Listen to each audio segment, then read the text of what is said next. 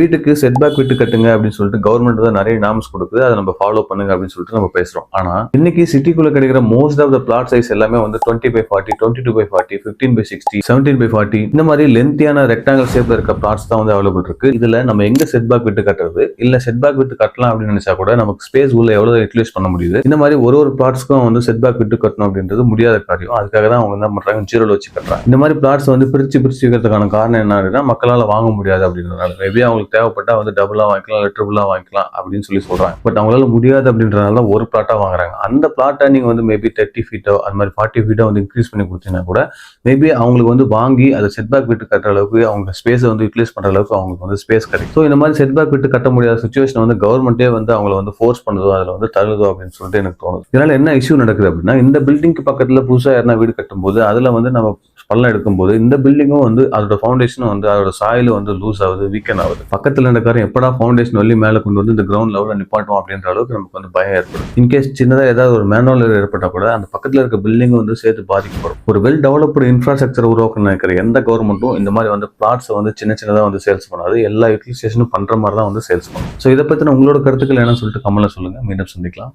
நன்றி.